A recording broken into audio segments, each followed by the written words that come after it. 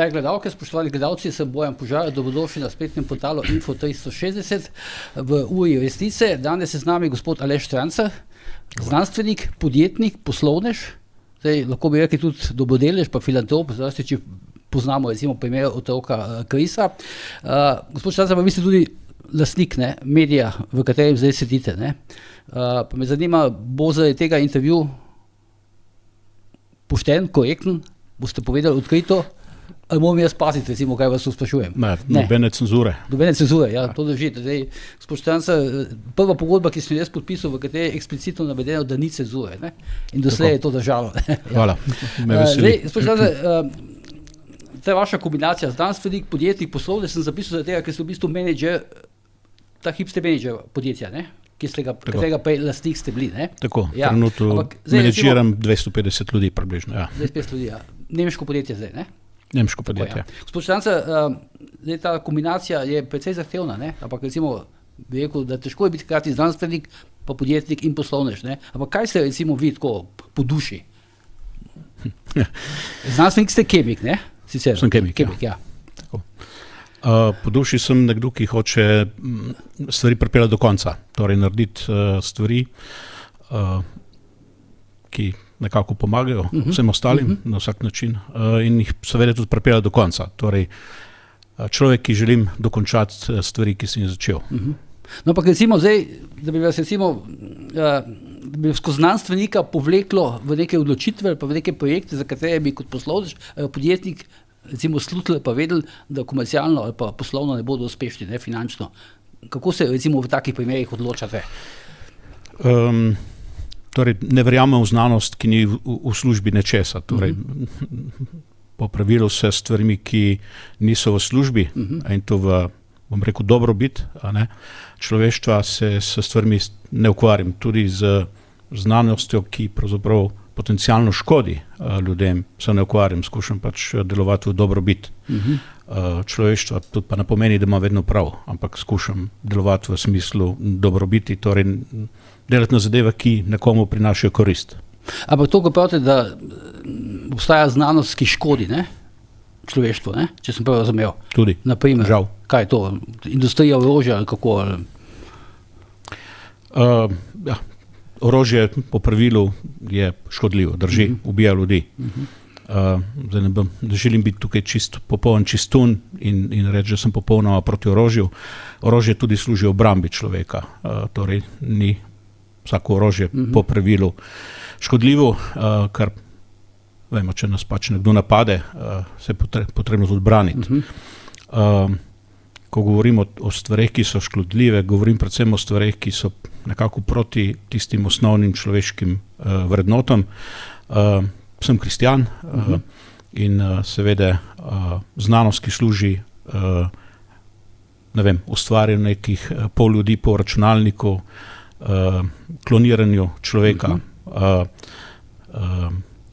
ustvarjanju, torej iz zarodka narediti samo srce človeka, to so stvari, ki so za mene popolnoma nesprejemljive. Kar pa ne pomeni, da sem proti temu, da se uporablja krvna plazma, zato da pač nekomu damo kri, ki bi sicer med operacijo izkrvavel, kar pa ne pomeni, da sem proti popravljanju gena nekomu otroku, ki bi sicer umrl, če mu ne popravimo gena, a ne poznamo genske bolezni. Torej, tukaj so seveda, ta znanost je dost mejna, kaj je zdaj nekako sprejemljivo in kaj ni sprejemljivo. Vedno skušam pač stvari vrednotiti na način, ali pomaga, ali ne pomaga. Tudi tukaj seveda imamo stvari relativne. Ne bom rekel, da sem vedno presojal stvari 100% v skladu, kaj je prav in kaj ni prav. Sem se pa trudil. Torej, ja, znanost v pomoč človeku. V tem kontekstu, recimo, kakšno je vaše stališče do splava, pa recimo do evtanazije, to je zdaj pač zelo aktualno, ne? Ja, splav. Ko omenili ste prej tudi, da ste kristjan, ne? Sem kristjan, torej kot kristjan sem proti splavu. Nisem pa tudi pri teh zadevah nisem absolutno proti temu. Bog je dal človeku svobodno voljo in vsak človek mora sam presoditi. Jaz ne bom prepovedal nekomu, da ne bo delal splava. Pač Kdo sem jaz, da bom človeku ukradel svobodno voljo, če pač Bog nam dal svobodno voljo. Kar se tiče evtanazije isto, sem proti temu, da se prisili nekoga, da mora nekoga ubiti, sem proti temu, da se prisili nekoga, da dela splav, ampak še enkrat, vsi ljudje imamo svobodno voljo, Bog nam je dal svobodno voljo in vsak bo zase odgovarjal. Mislim, da je bil pač Bog pri teh stvarih jasen, samomor oziroma evtanazija nekako ni sprejemljiva, ne moremo pa presojati nekoga, ki je pač do tega prišel v neki hudi stiski in narediti samomor, absolutno, jaz ne obsojam teh ljudi, ne vem, ne poznam njihovih stisk. Kar se tiče evtanazij, se mi pravzaprav zdi nekorektno do teh, ki bodo morali upravljati evtanazije. Ki bodo morali upravljati evtanazije. Mislite na zdravnike, ne? Recimo na zdravnike, ja. Zakaj je pravzaprav potrebna evtanazija? Sej ljudje pač delajo samomore, a ne? Mogoče se jim pomaga tudi pravzaprav tem ljudem na način, da to lahko sami storijo. Mislim, da je pa nekorektno, da ti ljudje zahtevajo, da nekdo drugi tu na mesto njih naredi. To se mi zdi sam nekorektno, popolnoma nesprejemljivo, tako da je tudi pri teh zakonih za evtanazijo. Ja, sem absolutno proti temu, da nekdo mora upraviti evtanazijo. Če že nekdo hoče narediti konc, imamo družinske člane, imamo tega človeka, pa naj to sam naredi. Zdaj, gospod Štanc, bija separation, pa zdaj nemški Sartorius. Mislim, da so se midva že enkrat na to temo pogovarjala, pa smo rekel, da se mi zdijo kot laiku precej komplicirana imena vaših podjetij. Zdaj, vam je z vaše stroke to mogoče zelo razumljivo, ampak v tej zvezi me bolj zanima, recimo, kako bi vi pravzaprav pojasnili točno, recimo, na kratko, kaj počne vaše podjetje, s čem se ukvarja in s čem se pravzaprav vi, recimo, ukvarjate? Ja, vedno skušam ponazoriti glavno dejavnost našega podjetja z razvojem in proizvodnjo neke vrste inteligentnih filtrov. Filter najbrž nam je poznan. Filtriramo vodo doma, filtriramo vino, nekateri ga filtrirajo, ne? Jaz ga raj ne, ker mislim, da pobiramo ven preveč dobrih stvari. Torej, kar mi delamo je te filtre nadgradimo z nekimi kemijskimi strukturami, ki so sposobne bolj inteligentno, če temu rečem tako, očistiti predvsem te biotehnološke snovi oziroma biotehnološke materiale, v katerih najdemo tisto substanco, ki je pravzaprav uporabljena potem kot neke vrste zdravilo oziroma material za pač zdravljenje oziroma odpravljanje genskih okvar. Te mešanice so ponavadi narejene v raznih celičnih kulturah, bakterijskih kulturah. V teh kulturah pride do mogoče 10 milijonov različnih snovi, mi moramo iz te brozge množice molekul zbrati pravzaprav samo eno. In s pomočjo teh, recimo tako imenovanih inteligentnih filtrov nam uspe v 2-3 korakih pobrati ven zgolj in samo eno molekulo. Bolj je čista, bolj je varna. In pridemo potem seveda tudi na cepiva in pravzaprav tudi doskrat do teh akcij proti cepivom. Ni problem cepiva kot te molekule, ki je samo cepivo. Problem so nečistote. Torej, stvari niso dovolj dobro očiščene in te nečistote povzročijo potem te stranske učinke in pri nekomu lahko tudi konec koncev smrt. In vi to vse delate v Ajdovščini? Mi proizvajamo te filtre, razvijamo te filtre in potem tudi doskrat pomagamo razviti proces. Kreno je imaš filter, druge pa potem tudi kako ga uporabljaš. Vaši poslovni partnerji so v bistvu farmacevtska industrija, ne? Biofarmacevtska industrija, ja. Vi ste del farmacevtske industrije? Mi smo, bom rekel, dobavitelji biofarmacevtske industrije. In vi se potem tudi recimo v podjetju ukvarjate s tem, da tržite, ne?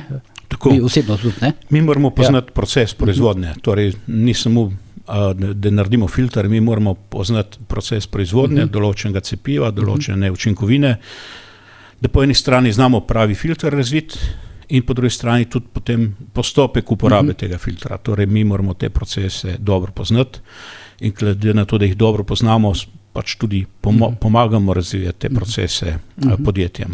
Zdaj, za vas piše vse v Wikipediji, sem prebral, da ste tudi inovator. Ne? Se pravi, vi osebno imate recimo inovacije z tega procesa, ki ste ga zdaj opisali, kako? Ja, po eni strani imam inovacije na tem materialu in po drugi strani tudi na porabi tega materiala. Ja, imam del inovacij, ki se v podjetju naredijo, sem tudi solastnik teh inovacij. To mi povedal, gospod Štancer, vi ste prodali to podjetje Nemcem, ne? Kaj zdaj 320 oziroma 360 milijonov, te številke pač krožijo, vidim po medijih, ne? 420 do zdaj, ja. Ja, to je ena večjih transakcij, ne? Takih kupoprodajnih, ne? V Sloveniji, pač v zadnjih desetletjih. Ste vi naredili tako dober posel, ali so Nemci bili spretni in so recimo oni naredili dober posel, recimo, da so mogoče celo za manj denarja dobili dobro podjetje? Ali je bil čas prodaje, kup neki drugi okolični takšen, da vam je uspel takšen veliki met? No, najprej, jaz sem kot direktor seveda izpeljal postopek prodaje, podjetje so podajali lastniki. To je bil pač en avstrijski holding. In jaz sem v tem holdingu imel 5% lastništva, torej kot direktor, ja, sem izpeljal posel prodaje. Zdaj, če govorimo o tem, ali smo tu posel naredili dober, ali nismo naredili dober. Mislim, ker številke so velikanske za naše razmere, ne? Torej, po eni strani, ja, smo naredili dober posel, po drugi strani so se pa prodajala podjetja na tem področju tudi za 5-krat več denarja, tako da z tega stališča nismo dosegli tistega maksimuma, ki bi ga lahko, ampak ja, pošlo lahko štejemo kot dober, ni bil pa tu, bom rekel, tist špica, najbolj vrhunski posel. Še draže bi ga lahko podali, kako? Ja, verjetno bi ga v določenem trenutku z mogoče tršimi pogajanji lahko iztržili še več. Zdaj v medijih večkrat včasih beremo, ne, te vaše, kako bi rekel, te sodne zaplete, ki jih imate zlasti z Avstrijci, recimo, da tako rečem, ne, ker del podjetja je bil prej v Avstriji. Zdaj, vi ste, mislim, da pred 2 tednoma v intervjuju za Domovino natančno razložili v bistvu, kaj se je tukaj z vami na tem, mislim, na sodišču in okoli tega dogajalo z vašo firmo. Zdaj, to, ko se bere, bom rekel, je kar tako zgleda kot nek pravosodno poslovni thriller, ampak me zanima v principu zdaj, kakšna zdaj situacija? Zdaj vi zaključite te zgodbe, te sodne naroke, oziroma kje ste pravzaprav zdaj? No, zdaj seveda ta avstrijska družba. Lastniki so zdaj Nemci, pravzaprav, ne? Ja, lastniki so Nemci. Pa to je zdaj končano, ta del, ne? Tako. Torej ta združba avstrijska. Notar, odvetnik, ne? Kako? Pa 2 poslovneža, oziroma 2 podjetnika, ne? Ja. Krajs, Šrol pa Dubski. Plus en del pravosodja, ne? Vi omenjate sodnico? Tako in stečajnega upravitelja podjetja v Avstriji. To v železni kapli, ne? Eisenstadt, ne? Eisenstadt, ja. V železnem, ja. Ja, ta združba pravzaprav je najprej mislila to podjetje olastniniti, a ne? Preko nekih kreditov, ki so jih dajali, ki so bili pravzaprav tudi neke vrste pranje denarja po eni strani, ampak preko teh kreditov so skušali pravzaprav to firmo spraviti v svoj žep. Torej s par procentov lastništva pa par milijonov kreditov so skušali priti do 75% lastništva, torej s tem po eni strani opehariti vse ostale lastnike, med njimi tudi 2 japonski multinacionalki. In tu preko pravzaprav prisilne poravnave, torej najprej seveda porinili so podjetje v prisilno poravnavo, potem prisilno poravnavo, ki po današnjih številkah bi uspela, če bi pač prisilni upravitelj sledil številkom, torej tudi mojemu poslovnemu načrtu bi prisilna poravnava uspela, ampak on temu ni sledil, ni hotel slediti.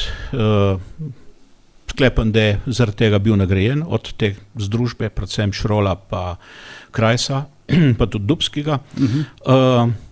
Oni so potem avstrijsko podjetje porinili v stečaj in ker je avstrijska firma pristala v stečaju, pravzaprav je tu posledično povzročilo tudi odpoklic kredita slovenskih bank do slovenskega podjetja in posledično prisilno poravnavo v Sloveniji. Zdaj del teh sodnih obravnav, nekaj se dogaja v Novi Gorici, ne? Pred slovenskimi sodišči, nekaj pa v Avstriji, ne? V Sloveniji je pač vse končano. Tudi, v vašo pridite kako? No, ne v moje prid podjetja. V podjetje, no, pa dobro, zdaj je tako. Ja. No, v Avstriji so pač seveda skušajo še vedno nekako priti do del tega kolača. Torej, oni so se očitno pogovarjali z enim od potencialnih kupcev že takrat in mu obljubili, da bodo oni prevzeli najprej podjetje in potem prodali. To jim ni uspelo. Vsa taktika, ki je bila, da mora tudi slovenska firma v stečaj, kar so meni pravzaprav tudi jasno povedali. Tudi so mi povedali, če pri tem ne bom sodeloval, da spravim slovensko firmo v stečaj, bojo sledile kazenske ovadbe, kar sem jih potem seveda dobil. Še prej so vas pa hoteli podkupiti. Najprej so me hoteli podkupiti, večkrat, ja. Sem tudi potem tu poročal pač temu bordu lastnikov, da me skušajo podkupiti, tako da tu je vse beleženo. Potem so me skušali še enkrat podkupiti, da slovenskega podjetja ne skušam reševati preko prisilka, ampak da ga dam takoj v stečaj. Tudi tu sem zavrnil. In potem so šle pač te ovadbe v Avstriji kriminalne proti meni osebno, kar so mi napovedali, da se bo zgodilo, če ne bom sodeloval. In potem, njihov cilj je bil spraviti tudi slovensko firmo v stečaj in stečajne mase potem pobrati vse in tu potem odprodati temu kupcu, ki je bil že odzadaj, za katerega tudi vemo, se smo ga mi pripeljali takrat. In stečaj pač ni uspel. Torej, tukaj je bila stalna borba stečajnega upravitelja avstrijskega podjetja kot največjega lastnika slovenskega podjetja in mene kot direktorja slovenskega podjetja, ki sem pač skušal slovensko firmo obzdržati pri življenju, s tem tudi poplačilu bankam, ker cilj tega avstrijskega stečajnega upravitelja je bil, da slovenske banke minimalno poplača, vse ostale upnike ne poplača nič, to je tudi jasno povedal preko tega njegovega hureka, slamnega moža, ki mi ga je poslal. No, mi smo poplačili banke 100% plus 1% obrestno mero, torej banke so bile 100% poplačene, upniki 80%, oziroma večina navadnih upnikov je konvertiralo svoj dolg v lastniški delež in so bili tukaj poplačeni, bom rekel še, ne vem, 100-kratno, glede kaj so konvertirali in koliko je potem firma potem vrednost narasla. Torej, in kaj je zdaj še odprto v Avstriji? Ja, v Avstriji zdaj hočejo izničiti seveda to prisilno poravnavo v Sloveniji, trdijo, da pogodbe niso bile sklenjene pravilno, torej sodišče v Eisenstadtu si dobesedno izmišlja razloge, zakaj ta stvar ni v redu. Moram reči, da njihova inovativnost je še boljša, kot je naša v znanosti, toliko inovativnosti, kot sem jo videl tam na tem sodišču, jo še nisem videl. Zakoni nič ne veljajo, In ja, skušajo pač zdaj iz tega slovenskega podjetja, ki zdaj sicer v lasti Sartoriusa, pač poleč, ne vem, zahteva 80 milijonov, 120 milijonov, 60 milijonov, še sami ne vejo, koliko bi zahtevali.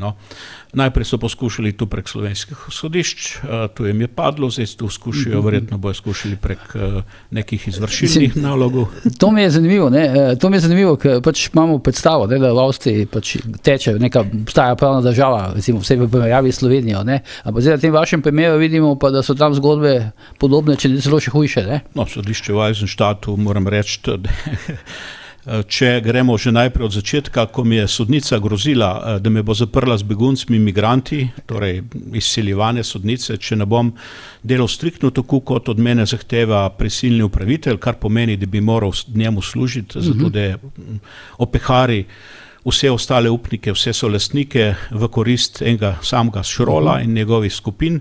Torej, ona je meni grozila, da me bo zaprla z beguncami migranti, če ne bom služil temu Šrolu. To je obravnavo, ker ste bili v Avstriji, ne? Ja, v Železnem, na sodišču in to je potem celo zapisalo v zapisnik, tako da jaz sem tudi potem ta dokument dal prevod in ga dal tudi sodniku v slovenski prisilni poravnavi, da je tudi on videl pravzaprav, kaj se vse tukaj dogaja na tem projektu, ker seveda tudi on glede na vse pritiske, ki so se vršili na njega, sa strani avstrijskega stečajnega upravitelja in nekih lobijev, ki so pač od zadaj hodili, meni tudi avstrijski ambasador, lobirati, da gre slovensko podjetje v stečaj, sem mu pa pokazal pravzaprav še neko drugo plat, in sem potem dal prevesti. Avstrijski ambasador je lobiral za to, da bi šlo slovensko podjetje v stečaj, kako? Tako. Se pa vam v škodo? Jaz zdaj dokaza nimam, ampak nekako off the record mi je bilo namignjeno, da je tudi avstrijski ambasador lobiral, da gre naše podjetje v stečaj. Ja. Ampak mislim, da imate vi neke očitke tudi zoper bivšega ministra Počivalška, ne? In to v zvezi ravno s tem podjetjem, ne? A to drži?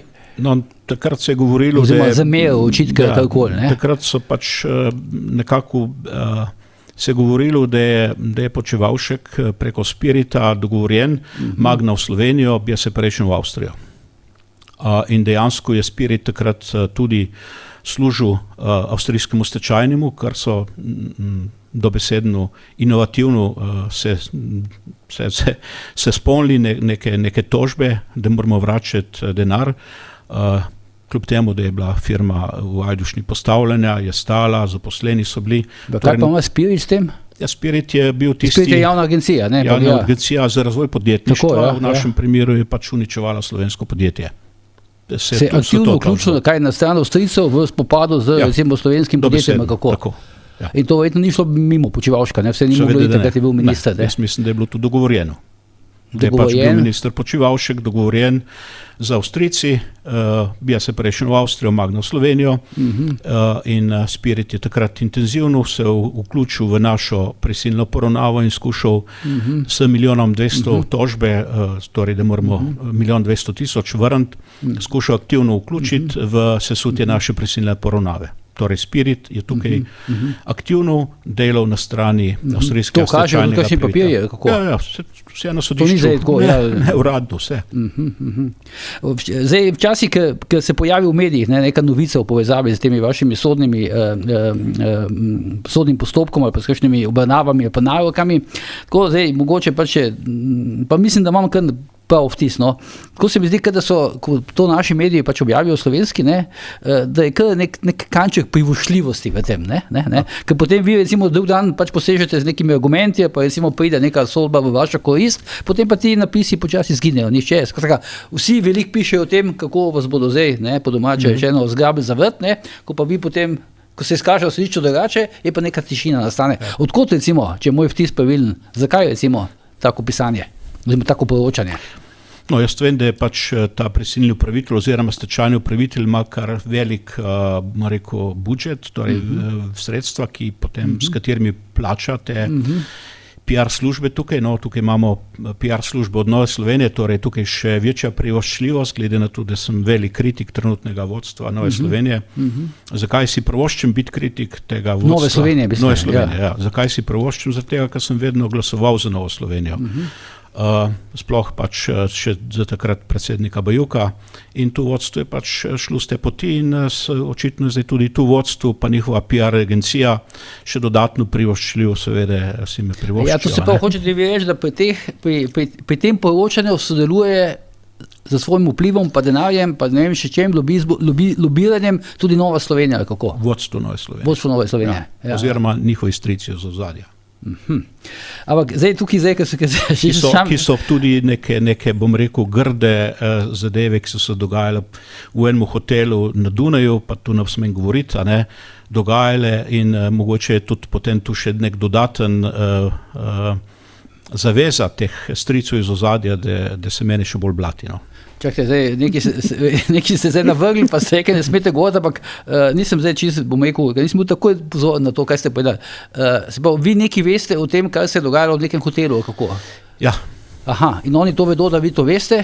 Ne, tisti, ki je tiste stvari tam reševal, seveda je moral dati določene zaveze avstrijskim recimo pravnim organom ali pa policiji in verjetno zaradi tega zdaj še toliko bolj mora tukaj poskrbeti, da se še mene še bolj blati. Razumem, zdaj mi je malo bolj razumljivo. In tu je pač en stric iz Nove Slovenije, a ne stric iz ozadja. In vi zdaj pač ime tega ne smete povedati. Zdaj pa lahko jaz, ja razumem, jaz mogoče bi celo z prvim, če mi reče, da trikrat ugibam, bi zagotovo zadev, no. Ja, ne bom šel na to. Ko ljudi omenim z imenom in priimkom, potem stojim za tem in kot vidite, me nihče ni tožil. Jaz sem zdaj glede Šrola, Wagnerja, tudi gospe Šaci, torej sodnico v Eisenstadu, ker je pač ta prisilni upravitelj klice Šaci, kar pomeni moja ljubica, več ali manj to na sodišču pred vsemi 20-30 ljudmi. To mi je bilo fantastično v tej zgodbi. Nihče me ne toži, ker jaz imam dokaze. To pa tudi nas ne slišim, da bi kakšna stranka rekla ljubica. Mene toži. Tudi za te vaše, ker vi včasih te ljudi etiketirate ali pa jih imenujete kriminalna združba. Ne? Ja. Tudi zato vas nišče ni tožil. Ker tudi imam dokaze, da so res. Ne? Jaz bi celo rad videl, da me tožijo, da pravzaprav lahko na sodišču dokažem, da to, kar govorim, drži. Ne? Ampak vidite, me ne tožijo. Torej, zakaj me ne tožijo? Zato, ker vejo, da vse to drži. In da bom dal dokaze na sodišču na mizo. Ker ste omenili Novo Slovenijo, no? Ne vem, kako pač spremljate vi te razne politične podcaste, ker se pač analizira ta politična situacija. Pa nas, ampak zanč sem gledal enega takih podcastov in mislim, da je bilo to v Reporterju. Ne vem, zdaj se mi zdi, da je bil tam Primož Cirman, da je kdorkoli pa Silvester Šola, ampak tam je bilo rečeno, kar se tiče vas pa Nove Slovenije, da je v bistvu vaša osnovna naloga to, da vam je to nalogo dal Janša, naprimer, ne, da uničite Novo Slovenijo. In da vse, kar počnete na področju politike, medijev, je to, da uničujete Novo Slovenijo. To ste, mogoče to, mislim, se zasledili dole. A tu ste rekla Cirman pa Šurla? Mislim, da ste rekli, eden od njih dveh je rekel. Pa vi ta dva ujamete kot neka objektivna človeka? Ne, ampak pač poslušam, pa berem, pa gledam in tako. Ne, no, jaz ne berem, kaj ta dva piše. Ampak zdaj sem vam jaz slušta določenim krogom.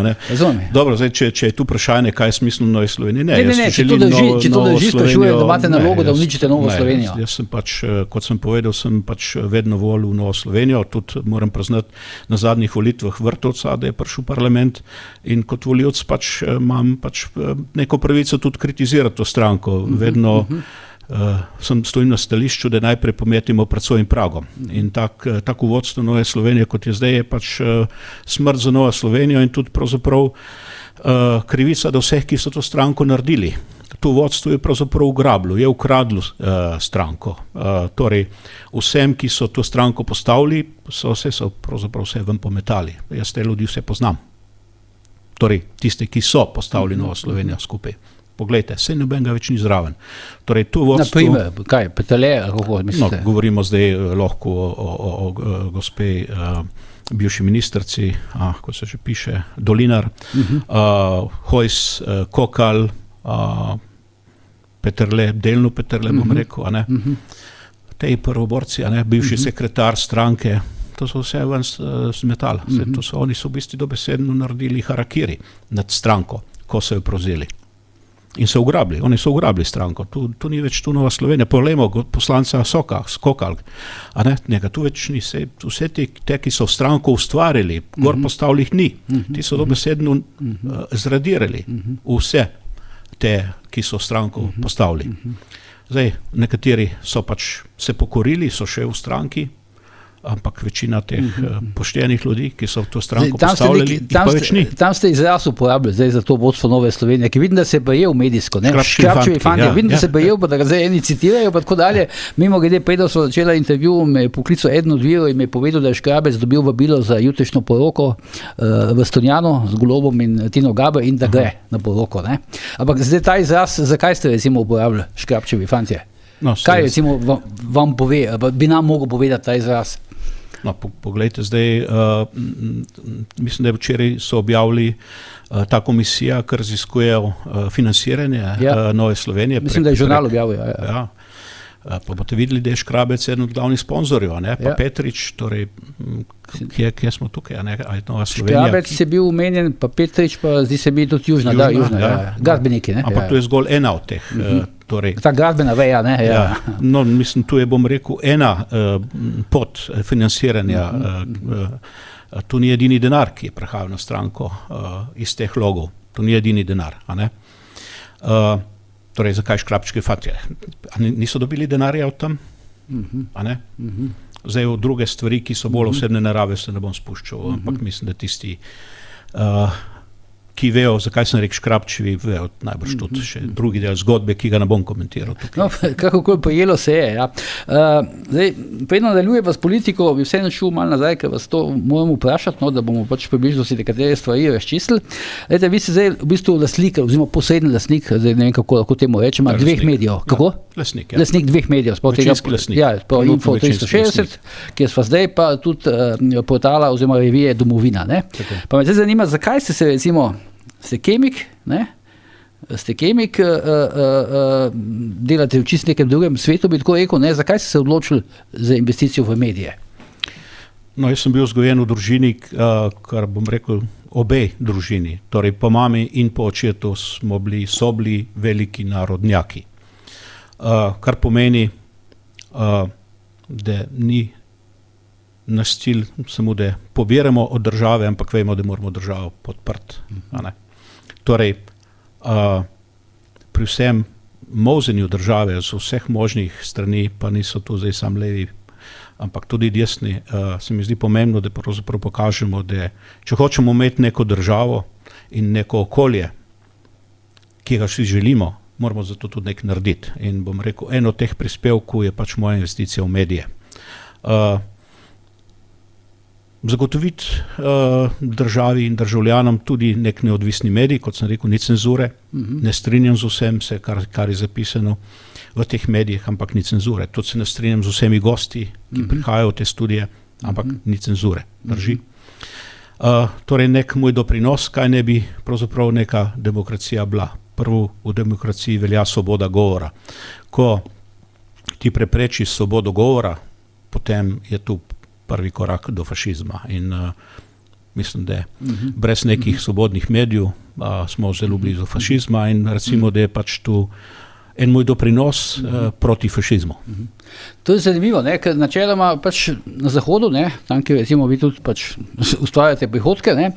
So mediji v bistvu industrija, ne? Posel, s katerim se pač tisti, ki se z njim ukvarja, živi od tega oziroma ga zasluži. Ne? Imamo medijske mogoce, milijarderje in tako dalje. Ne? Vi pa pravite, da ste šli to z obratno logiko, da ste v bistvu pač nekako, je to neke vrste vaše darilo državi, kako, ne? Oziroma ljudem, ne? Ljudem, no, pač napačni izraz uporabo, ja.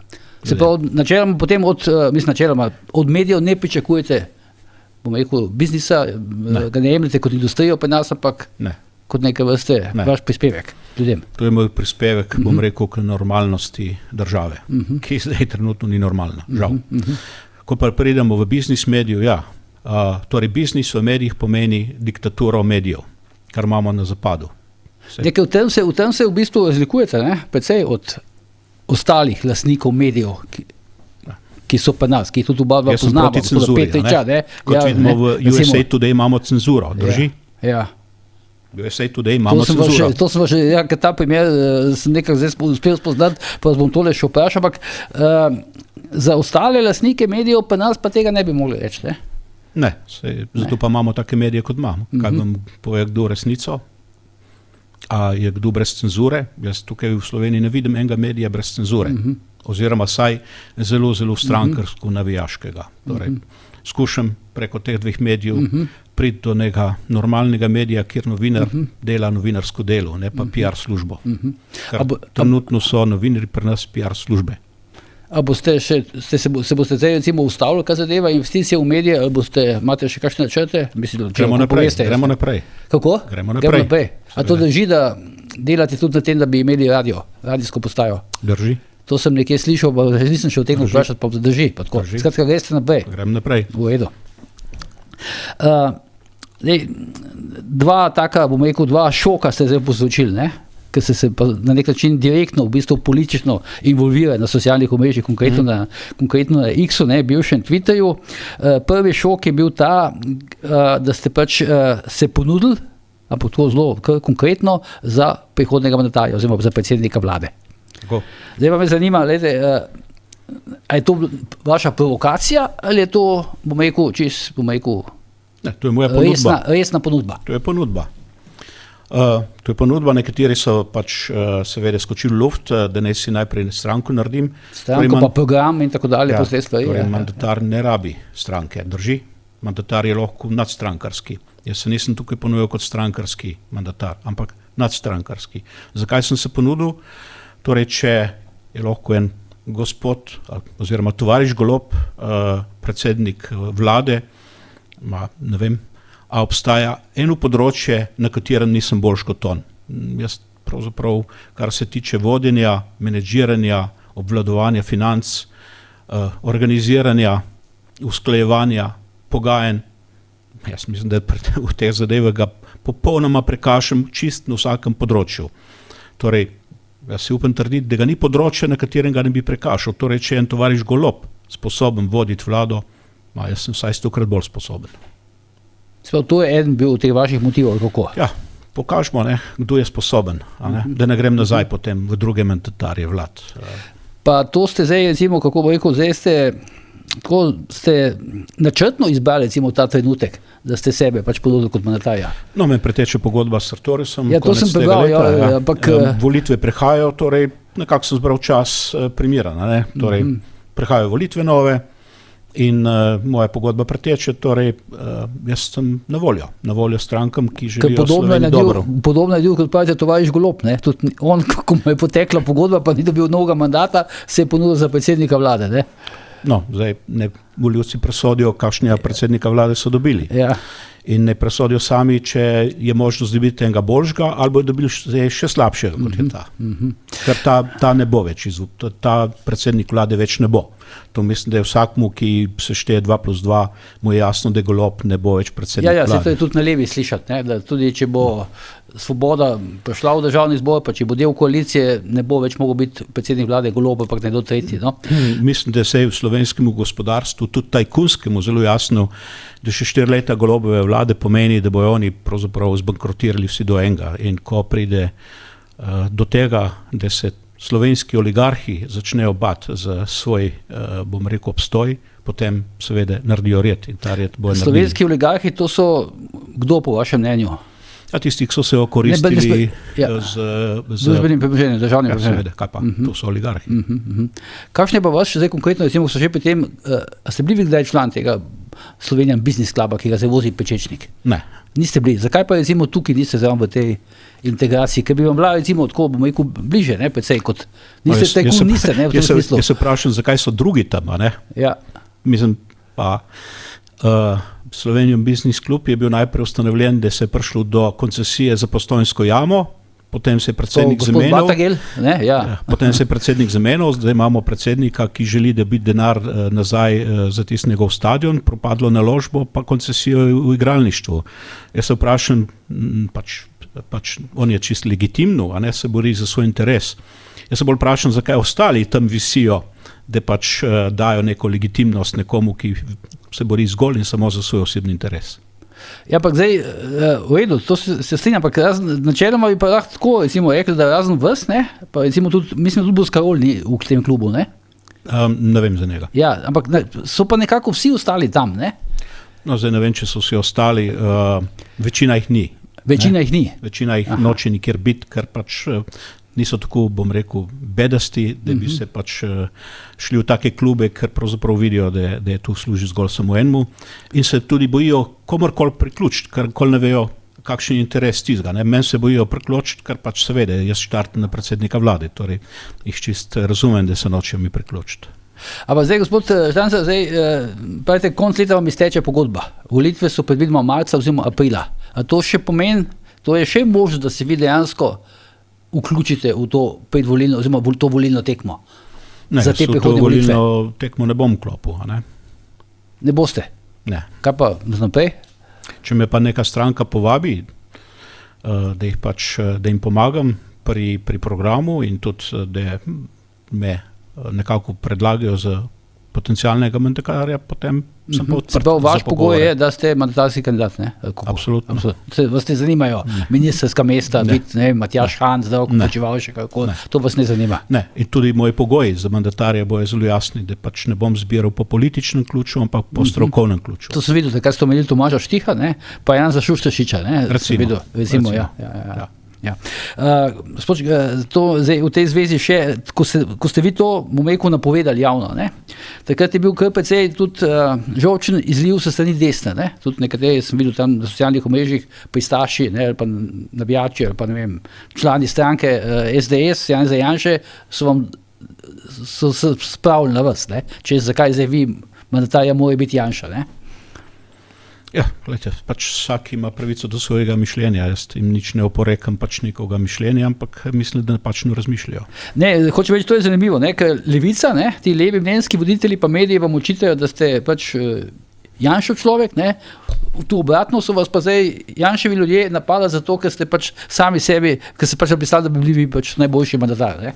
No, Kakšen je recimo zdaj ta vaš odnos? Pa kritični ste do Počivalška, ki sodeluje pač v ekipi Janeza Janše? Janšev minister za gospodarstvo, če Janša zmaga na volitvah, a ne, to je Počivalšek. Verjetno, verjetno. Ne, on je pač kot kandidat za ministra. Ne, hoče več, kakšen odnos imate recimo zdaj s tem liderjem opozicije, vi? Imate kakšen odnos osebno? Ne, nobenega odnosa. Nimate? Ne. Pa recimo bi podprli desno-sredinsko vlado recimo pod njegovim vodstvom? No, sem jo pred prejšnjimi volitvami in še vedno trdim, da je pač Janša najmanjše zlo. Najmanjše zlo. Malo ste skeptični, ne, od teh desnih strank, ne? Ja. Ko je, bom rekel, je razbrati iz teh vaših javnih zapisov, ne? No, mislim, da če vidimo gospoda no, ne vem zdaj, ali bi izbral tovariš ali gospod Počivalšek, če njega vidimo tam, pa njegove afere, a ne, ko je bil še prej minister pri Cererju, pa še prej sploh postal minister, pa njegove, bom rekel, posle, tako imenovane posle okrog teh teram in tako naprej, potem, če gledamo njegovo zgodovino, pa povej, s kom se družiš in povem, kaj si, kot pravijo, ne, potem tak človek sigurno, kar se mene tiče, ni primeren za nobeno javno službo, kar se mene tiče, javna služba, prva stvar, kar je, delam za plačo, ki jo imam in ne goljufam. Ali kradem denar državljanom. Kakšno je vaše mnenje zdaj okoli teh rečem, novih imen, ne, tega, ki se zbirajo pod to kapo tako enega tretjega bloka, recimo, ne vem, Vladimir Prebilič, Anže Logar.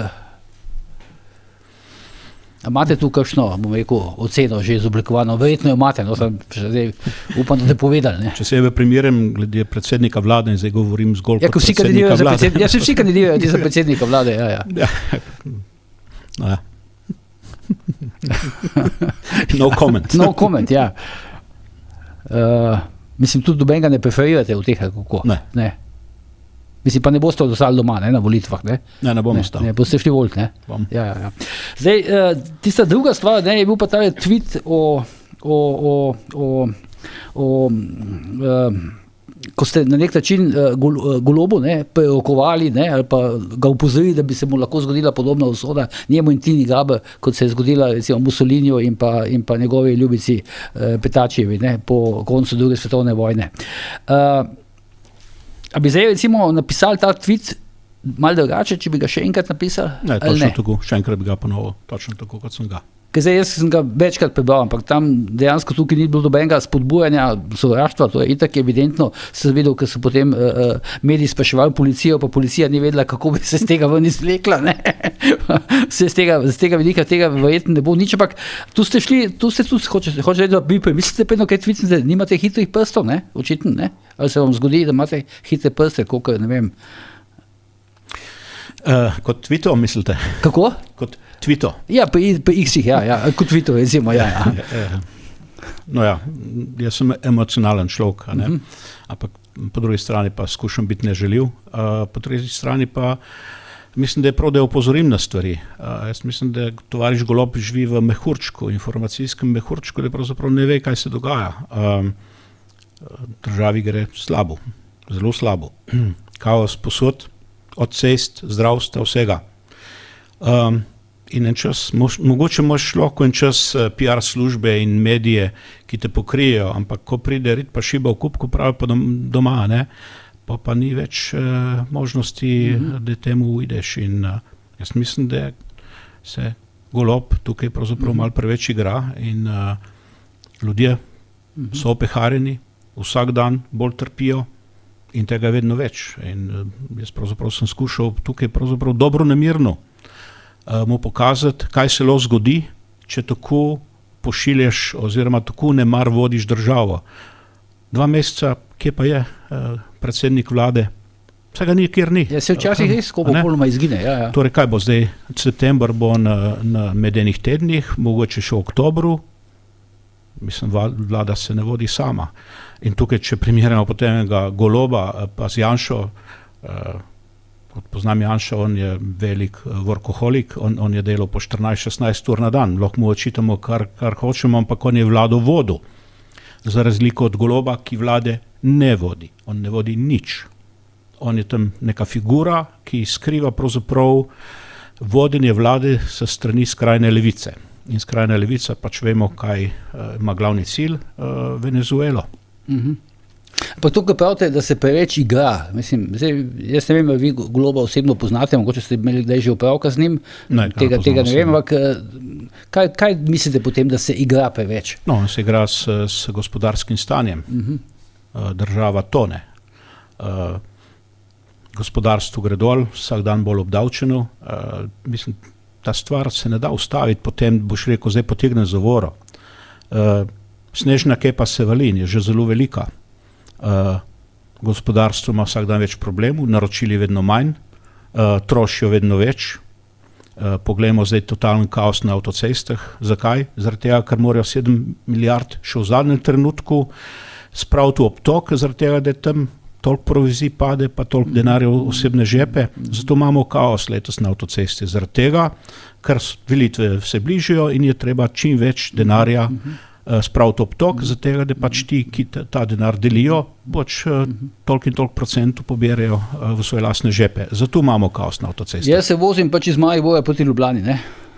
In zdaj so očitno pod pritiskom javnosti pa tega kaosa, pa so se verjetno kaj ustrašili za volitve, je zdaj verjetno nekdo temu predsedniku uprave Darsa Ribiču rekel, da mora odpreti tisti del, ne? In tam so res odprli proti Ljubljani, zdaj spet tako, ampak tako je, kot je bilo prej, kot da ne bi čisto nič vmes naredili, se res fizično ni bilo videti, kaj delajo. So neverjetno, čez noč se je to zgodilo, ne? Tako da čisto verjamem, da so bili ti posli za to, da se obrača kakšen denar, ne? Ja. Da je bil to v bistvu edini resen namen teh poslov. No, sem skoraj vsak dan na avtocesti, pa gledam, kako se na avtocestah dela. Na avtoceste se prepelje stroje, zapre se velik del avtoceste, stroji so sami tam in ljudje občasno delajo, zaradi tega, ker treba je ure štancati, ne? Štancati je treba ure. Torej, toliko časa je pač bager bil na gradbišču. Ampak ta bager dela 10%. Da se lahko obračuna to, ne? Ja. Poglejmo, kakšne cene. Kakšne ogromne cene. Poglejmo železniško postajo na Jesenicah, 170 milijonov, pa tu je krat 5 realni ceni. No, tukaj se spomnim pač enega od bivših urednikov Domovine, ki je vztrajno gospoda Škrabca varoval, ko je pač direktor rekel, da je pač treba napisati v članku, da je pač gospod Škrabec tisti posel dobil, ga je bivši urednik Domovine odstrano. Pa to je resno, kako? Resno, ja. Članek je odstrano. Članek o Škrabcu. Ne, samo gospoda Škrabce je dal ven iz članka. Ja. V članku o Škrabcu je dal gospoda Škrabca ven. Tako, kot im je. Ja, tam je pač ne bom rekel, nenadzorovana poraba denarja, a ne? In potem je pač ta bivši VD urednika, to je bil VD urednika, pač gladko malo dajo član gor. Prez gospoda Škrabca direktor rekel, da mora napisati kot je, pa je potem bil zopet gor na spletu članek za gospodom Škrabcem, pa potem čez 2 uri, ko je direktor odkorakal domov, spet bil gospod Škrabec. Zato ste posegli v Domovino, kako? Kot lasnik. Ker to mi je zanimivo, ko so vam učitelj, ste lasnik, ne, da je vaša lasnina, so vam učitelj, da ste posegli v Domovino. Ni cenzure, drži. Torej tukaj je VD urednika je delal cenzuro v korist Škrabčevih fantkov. V korist Škrabčevih fantkov. Mimogrede, a se vi strinjate s to tezo potem Janeza Pogorelca, ki sodi, zdaj ne vem, ali sodi po te Škrabčeve fante ali ne, iz Nove Slovenije, vidi član NSI, da če bi se Janša umaknil kot lider desnice, potem bi pač desnica zaživela, gladko zmaga na volitvah in podobno. No, ko bom jaz videl enega sposobnega liderja desnice, potem bi temu verjel. Trenutno ga ne vidim.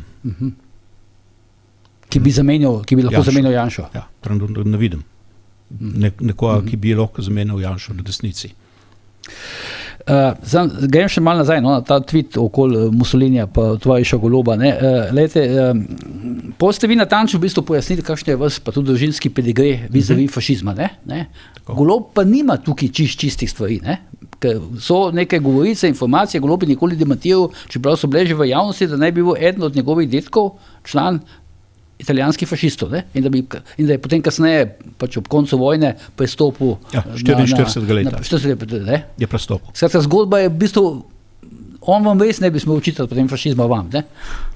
No, se on ga meni ni očital, ne? Ja, to je zelo druga zgodba, kako je to prišlo, da je kabinet emocionalno stanje Goloba, ne, predstavljal javnosti, ne? Tudi tega ni očital, da so pač te govorice nekorektne, da ne držijo, ne? Tudi tožil ni te, ki pač so šli najprej ven s tem. Konec koncev se to imamo v intervjuju na RTV Slovenija, ali ne vem, na enem intervjuju je to pač doktor Možina pač povedal, vse ni, a je bila kakšna tožba. Ne. Tudi demantija, no, ničesar. Ničesar. Sej tudi, ko sem pač v tem svojem tweetu sem pač napisal, da je pač predsednik vlade nesposoben, pa še par drugih stvari, sej niso nič tega zanikli. Samo pač napadli so me, da pač da hočem njegovo likvidacijo. Sej niso. A so zanikli, da je nesposoben? Tega niso zanikli. En medij ni zanikal tega, da sem rekel, da je nesposoben. So pa mediji, ne, ob vseh tem, ob kaosu na avtocestah, zdravstvo in tako dalje, vas, ne, temo Štranca, vašega tvita, imeli 14 dni, ne, kot ta glavno slovensko notranje politično temo, ne, to ste verjetno videli, ne. No, tukaj pravzaprav dobivam potem tudi od določenih PR služb, te desnice, bom rekel, nekako, niso zadovoljni, da sem to rekel, ker če ne bi oni točno tu govorili, kako avtoceste so zabite, zdaj sem pa jaz pravzaprav uporabil ta prostor, ampak... Čakajte, kako nisem zdaj, politične stranke, če sem pa razumel. Na desni mi očitajo, da sem vzel medijem, oziroma da sem vzel medijsko pozornost in namesto, da bi ljudje razmišljali, kako so v kolonah, da so potem razmišljali o mojem tweetu. Da ste napako naredili, kako? Ja, da sem naredil veliko napako, ja. In da bi mogli kaj, biti tiho ali kako? Biti tiho, ja. Aha. In to so vam čisto uradno učitali, kako? Ne, nič uradno. To se tako. Ja. Skratka, morate se posvetovati, bi se mogli z nekom, ne? Pa jedno kaj x-nete, kako, ne? S PR službami se ne posvetujem, ker PR službe so naučene, kako morajo pravzaprav ljudi bom rekel, jaz sem direkten in ne maram PR zadev, ker ko je PR zraven, potem se stvari skriva, zakriva, osvetli z drugih strani, zato me tudi PR, bom rekel, službe ne marajo. PR službe so pravzaprav po eni strani nastale v zapadnem svetu s ciljem obvladovati množice. In po drugi strani pač tudi v Rusiji oziroma Sovjetski zvezi tudi s obvladovanjem množice. No? Torej, tisti, ki dela pošteno, premočrtno ne rabi PR družbo. Vi imate PR službo v podjetju, ki ga vodite? Podjetju, ki ga vodimo, imamo občasne PR službe, ja. Občasno PR službo? Občasno PR službo. Da vplivate na množice, kako ne? Jaz pač seveda kot direktor podjetja določenih stvari ne bom govoril nikoli in se tega držim, ampak kot Aleš Štráncar pa ne rabim PR služb. In želim pač komunicirati z javnostjo na svoj lasten način. A to drži ta zgodba, da ste pač pred leti, kot ste bili še direktor podjetja, da ste v bistvu obtožili Evropsko investicijsko banko, da je koruptivna? Kako? Danes trdim, imam dokaze. Ker vam je pač, vi ste zaprosili za nek kredit, ne, če rečem po domače. Evropska me nikoli ni tožila, da sem jih obsodil. In so vam rekli, v redu, bi vam dal kredit, če vzamete točno to odvetniško pisarno, v kateri morate plačati to in to. 5%, ja. To drži, ja. Vse je bilo, tudi intervju je bil na RTV takrat. Ja, in to ste zavrnili, vi, tako ponudbo. Sem zavrnil, ja. In zato potem kredita nismo nikoli dobili. Torej 5% bi moral nakazati pravni pisarni dolžan Zemljarič, to je bil najstarejši sin od Zemljariča, in sem rekel ne. In potem kredita nismo dobili. Torej, še danes trdim, da je Evropska investicijska banka koruptivna. Niti so me takrat tožili, niti me danes ne bodo. Ker zdaj imate pa tudi nek zanimiv spor z ameriškim časopisom US Today, ne? Ja. Drži, ne? Drži. Ja, zakaj pa gre tukaj? No, USA Today, dobil sem e-mail, da bi radi z mano intervju, da pripravljajo eno posebno edicijo, naklon torej o Sloveniji, tudi v okviru Blejskega foruma, in da oni bi radi predstavili Slovenijo kot državo kjer se splača investirati, torej ameriškim investitorjem. Seveda sem na to pristal, sem tudi ta intervju imel, je bil tudi pripravljen, tudi sem ga potem tudi odobril, torej sem ga, torej odobril sem intervju. Avtoriziral. A to ste pisno delali, ustno? Vse pisno. Torej intervju je bil ustno, potem sem dobil pač pisni draft, torej osnutek, in potem sem dal še par pripomb in potem je prišel končen. To je bilo narejeno že konec junija, smo imeli mi končan intervju. Je pa potem ta ena od teh, ki so bile na intervju, me pač prosila tudi, če bi lahko mi poslala možnost reklame, da bo tudi možnost predstavitve podjetij. Sem rekel, ja, seveda. Ampak ni bil intervju s tem pogojen? Ne, ni bil. Pa vi niste plačali intervjuja? Ne, intervjuja nisem plačal. Sem rekel, ja, reklama nas zanima. Potem so nam poslali možnosti, smo se odločili za določen, torej mislim, da je bil četrtinski oglas. Smo ta oglas pripravili, smo ga poslali, tudi ta oglas je bil avtoriziran, za ta oglas smo plačali 11,000 €, vnaprej je bil zahteva, smo plačali.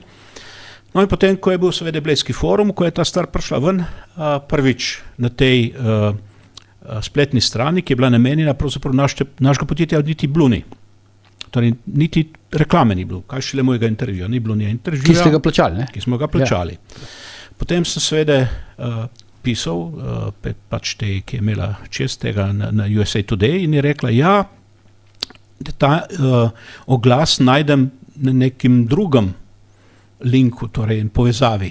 Sem šel, kje je bilo res in potem seveda dobim ta oglas, je bil drugačen. Ta oglas je bil drugačen. Ta oglas je bil z mojo sliko in jaz na oglase podjetja nikoli ne dam svoje slike, vedno je slika produkta, nikoli moja slika. Torej, oni so zamenjali sliko produkta za mojo osebno sliko. In v tem oglasu so eliminirali, so dali ven iz njega najbolj pomembna sporočila potencialnim investitorjem in strankam v Ameriki in zamenjali z delom mojega intervjuja. Torej, oni so potem brez naše vednosti, brez našega soglasja dali skupaj moj intervju in oglas in naredili iz tega totalno skrpucalo. Totalno skrpucalo. Potem sem seveda jih vprašal, kje je moj intervju in potem so tu obrazložili, ja, da se je pač njihov urednik odločil, da bo on tu združil in naredil, kar je naredil. Prvič je tu itak bilo skrito, torej mislim, da na tisti pravi povezavi sploh ni bilo videti našega oglasa in drugič je bilo pravzaprav tu skrpucalo, torej tukaj pravzaprav kršijo tudi naše avtorske pravice. Torej zdaj ne gre več samo za 11,000 €, ampak gre za poslovno škodo podjetju, ki lahko štejemo tudi milijone evrov, tako da zdaj se pač posvetujem z odvetniki. Bomo z odvetniki tu preštudirali in videli, kaj ukrenemo, ampak tukaj so pravzaprav naredili škodo podjetju. Čeprav sem videl v tem, jaz sem šel potem gledati, dolg artikle z različnimi intervjuji in tako dalje, med njimi je tudi intervju, se mi zdi, z Matevžem Frangežem, državnim sekretarjem na Ministrstvu za gospodarstvo. A je to bil kakšen poseben projekt, kako je tudi vlada sodelovala? Nič ne vem. Vas so čisto ločeno kontaktirali? Mene so čisto ločeno kontaktirali direktno, nič niso rekli, da je tu nekaj povezano, nič. Oni so rekli, mi bi radi predstavili slovenska podjetja in se so bila tudi nekaj druga, sem videl. In te prebojne direktorje slovenskih podjetij, ki veliko poslujejo z Ameriko, kot torej za ameriške investitore, kot Slovenijo, kot potencialno torej okolje, kjer pač so možgani, kjer so spridni ljudje, ki so sposobni ljudje, kjer se dela znanost, da pač ameriški investitorji pač investirajo v slovensko podjetje. Vi ste sicer, koliko vem, veliko v Ameriki, fizično, ne? Ja, jaz sem približno okoli 2 meseca ste mi enkrat rekli, ne? Ja, jaz sem približno 8 do 9 tednov. V Bostonu, v glavnem, ne? Kako? Približno polovica časa je Boston, tam je največji, bom rekel, ta center teh modernih biotehnoloških projektov, podjetij. Tukaj govorimo zdaj o teh modernih cepivih proti raku, predvsem cepivih proti raku, se imenuje cepiva, čeprav so to učinkovine proti raku in genska terapija. Gospod Štanc, imam še zdaj dva, ura naj je zdaj doletela, pa to, ne? Realnost ure naj je doletela. Cenzura, Cenzura. Ja, imam samo še dva krajša vprašanja. Zdaj na koncu, recimo, tega vašega, teh vaših ambicij, recimo, da greste tudi v politiko, me zanima, če zdaj ne bo kakšnega posebne želje, da postanete mandatar nekoga se strani politične strank, kaj boste naredili pred volitvami? Boste koga podprli? Če boste, koga boste podprli in zakaj? No, če bo gospod Harej izbran za predsednika Nove Slovenije, potem se bom sigurno zelo intenzivno vključil potem v delo te stranke in tudi podprl Novo Slovenijo na volitvah. Pa mislite, da ima kakšne možnosti? No, tu o tem odločijo seveda lokalni odbori, ki se morajo odločiti, ali bojo podprli politiko ustanovitelja dr. Bajuk, ali bojo podprli Škrabčeve fantke. Videl sem v tem intervjuju, Suzana Kos je zadnjič intervjuvala Janija Prednika, pa bil je tudi Jernej Vrtovec, pa sem razumel, da gre zdaj on nekako na teren, ne, delati kampanjo zase. A to bo gospod Harej isto počne? Kot vem, gospod Harej ni lih najbolj sprejet pri vodstvu stranke. Ja, to si mislim, ker zdaj kandidira proti njim, ne? Ga onemogočijo, ampak gospod Harej je borc, je človek, ki se ne vda tako zlepa in verjamem, da bo pač do zadnje minute te predvolilne kampanje vztrajal in kot sem rekel, volivci lokalnih odborov se bo odločili, ali bo je pač ta stranka izginila, če bo zmagal Vrtec, ta stranka v 4 letih jo več ne bo, ali pa bojo pod gospodom Harejem skušali to stranko spet postaviti na eno vidno mesto v slovenski politiki. Pa zdaj vi stojite potem za tem gospodom Harejem ali ne? Kako? Absolutno. Popolnoma. Stojite za njim? Ja. Kaj to pomeni, stojite za njim? Ga podpiram, kot ga lahko, kot človek ni v stranki. Razumem, ja. Pa še eno zasebno vprašanje imam, ne?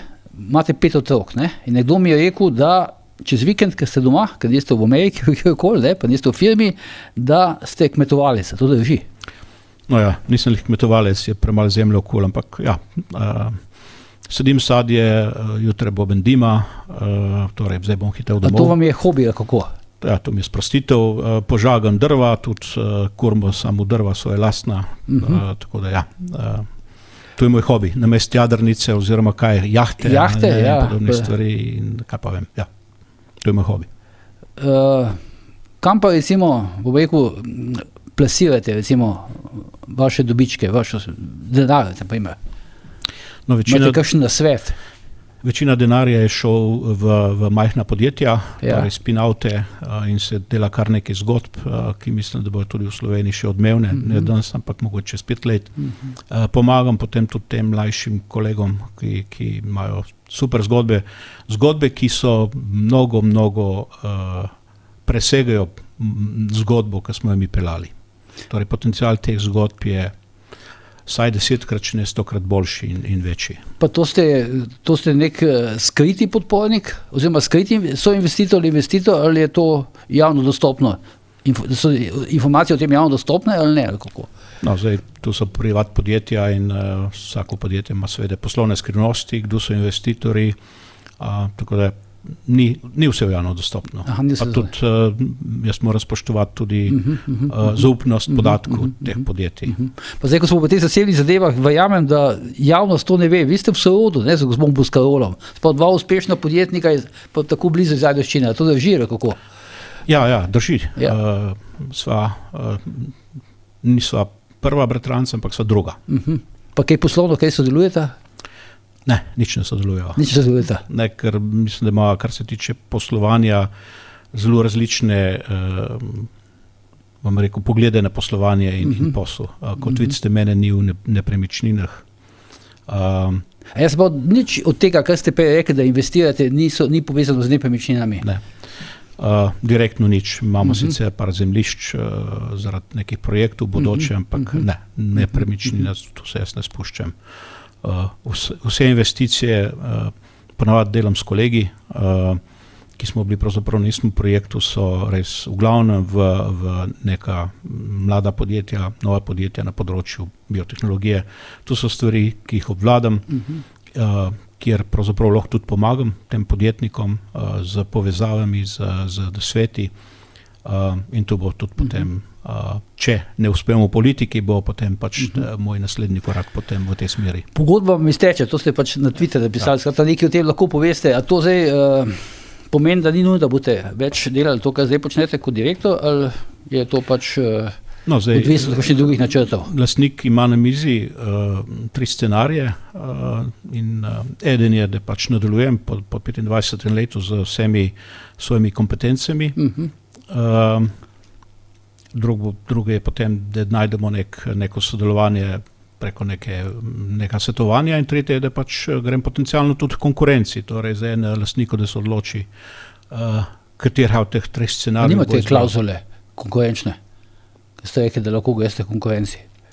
Ja, pa sej vsaka konkurenčna klauzula ima določeno obdobje, ne? Najbrž do večnosti ne gre. Ja, to pa drži. 2 leti drži, ne? Ja, gospod Štanca, neč hvala, da ste prišli v studio, ne? Upam, da smo zdaj odgovorili na par teh vprašanj. Zdaj, če bi šli v politiko, bi vas bilo zanimivo videti, koliko govorite, pa nastopate, bi marsikaj prevetrili, ne? Tukaj in levo in desno, ne, vidim. Sigurno, tukaj pri meni pač seveda šal ni. Da problem se rešuje, ne se ga skriva. Prva stvar v podjetju, kar je vedno, najprej moramo problem identificirati, se soočiti z njim in potem ga rešiti. Tudi se nič ne da spremeniti, tu pri meni pač enostavno ne gre. In tudi, da mi nekdo pravi, da v javni upravi se ne da nič rešiti, to niti podrazno ne drži. Pa predvsej direktni ste v besedah tudi, ne? Tudi to nekaj šteje, ne? Torej, če hočeš biti učinkovit, potem moraš biti jasen in direkten. Učinkovito vodi ne pomeni jasno direktno besedo. Vse ostalo je politika in politika ne more biti jasna in ne more biti učinkovita. Mimogrede, to ste verjetno videli, da je Nataša Pirc Musar se zgraža na tem, da ji predstavniki tujih držav niso ploskali, ne? Med njenim govorom. To ste verjetno zasledili zdaj, ne? To sem nek zasledil, ampak... Kaj da si v tem mislimo? Bom rekel, tu več povejo sami tovarišici Musarjevi kot o drugih državnikih.